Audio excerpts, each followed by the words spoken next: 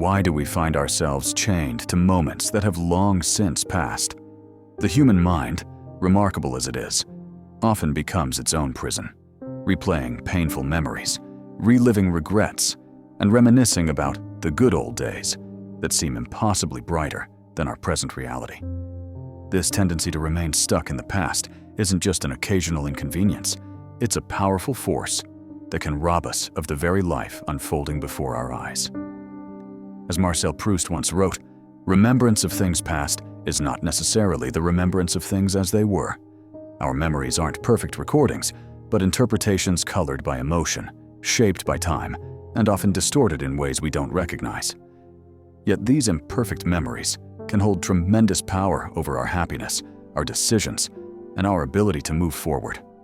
The past can trap us in numerous ways. For some, it's trauma, experiences so painful that the mind continues to return to them, attempting to process what happened or prevent it from happening again. For others, it's regret, decisions we wish we could undo, paths not taken, words we can't unsay. And sometimes it's nostalgia, an idealized version of the past that makes our present seem dull and disappointing by comparison. Life can only be understood backwards, but it must be lived forwards, said Søren Kierkegaard. This profound tension, needing to make sense of our past while continuing to move into the future, is at the heart of our struggle. We cannot simply forget our history, nor should we try to. Our past shapes us, teaches us, and forms the foundation of who we are. But when we become stuck there, unable to fully engage with the present or look toward the future, we've crossed into dangerous territory. The consequences of living in the past are far-reaching. Relationships suffer when we compare current partners to previous ones, or when we remain emotionally unavailable due to past hurts. Career advancement stalls when we're too afraid to take risks because of previous failures. Even our physical health deteriorates. Chronic stress from rumination can lead to inflammation, digestive issues, weakened immunity, and disturbed sleep patterns. So how do we break free? How do we honor our past without becoming imprisoned by it? The journey to the present begins with awareness. Start by recognizing when you're dwelling in the past. Notice the physical sensations, perhaps tension in your shoulders, a heaviness in your chest, or shallow breathing. Pay attention to thought patterns. Are you repeatedly replaying the same scenarios?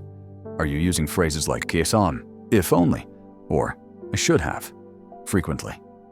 This consciousness is the first step toward change. Next, we must accept what cannot be changed. As the Serenity Prayer suggests, we need the serenity to accept the things we cannot change, courage to change the things we can, and wisdom to know the difference. The past falls squarely into the category of things we cannot change. No amount of rumination, regret, or wishful thinking can alter a single moment that has already occurred. Psychologist Carl Jung noted, "I am not what happened to me. I am what I choose to become."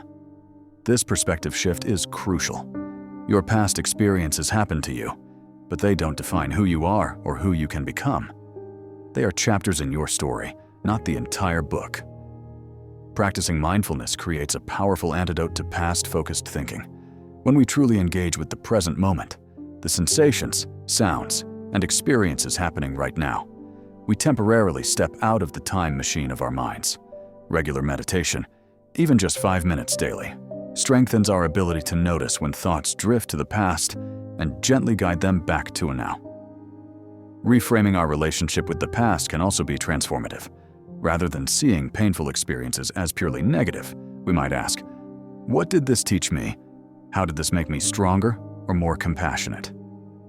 Viktor Frankl, who survived the Holocaust, wrote, "When we are no longer able to change a situation, we are challenged to change ourselves. Finding meaning in our suffering doesn't justify it, but it can help us carry it with more grace." For more complex trauma or deeply ingrained patterns, professional support becomes invaluable. Therapies like EMDR, eye movement desensitization and reprocessing, cognitive behavioral therapy, and trauma-focused approaches can help process difficult memories and reduce their emotional charge. As psychiatrist Bessel van der Kolk explains, the body keeps the score, meaning our physical beings hold on to trauma long after the mind thinks it has processed it. Professional help acknowledges this complexity. Creating meaningful rituals can also help us consciously release the past. Write a letter to a younger self, to someone who hurt you, or to a situation you regret. Then ceremonially burn it or release it into flowing water. Plant a tree to symbolize growth from painful soil. These tangible actions communicate to our subconscious that we're ready to move forward. Building a compelling vision for the future draws our attention forward. When we have goals, dreams, and plans that excite us, the gravitational pull of the past weakens. As Antoine de Saint-Exupéry wisely noted, a goal without a plan is just a wish. Make your future concrete. Visualize it. Write about it. Create vision boards. Set achievable milestones, and take small daily actions toward it. Forgiveness of others, and especially of ourselves, may be the most challenging but most liberating step. This doesn't mean condoning harmful actions or denying pain. Rather, as author Anne Lamott puts it, forgiveness is giving up all hope of having had a better past. It's releasing the weight so you can walk forward unburdened. Connection with others who understand your journey provides both mirror and light. When others reflect our experiences back to us with compassion, we feel less alone. When they share their own progress, they illuminate possible paths forward. Support groups, close friends, or community circles create spaces where healing can happen collectively. Remember that moving beyond the past isn't a linear process. There will be days when old memories resurface with surprising intensity. There will be triggers you didn't anticipate. Progress often looks like spirals rather than straight lines, returning to similar territory, but with new perspective each time. The past is a place of reference, not a place of residence, says an old proverb. Visit your past when there are lessons to be learned, or gratitude to be felt, but don't unpack and live there.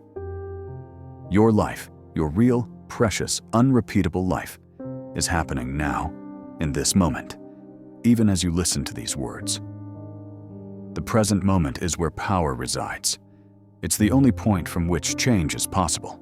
The past may have shaped you, but it doesn't own you. Your story is still being written, and with awareness, acceptance, and intentional action, the next chapters can be different from the last. As Thich Nhat Hanh beautifully expresses, the present moment is filled with joy and happiness. If you are attentive, you will see it. Perhaps that attentiveness, that gentle, persistent returning to now, is the greatest gift we can give ourselves as we learn to hold our past with compassion while refusing to let it determine our future. What will you choose to focus on today? What small step might you take toward living more fully in the present? The journey from past to present begins with a single conscious breath, a moment of awareness, and the courage to be here now.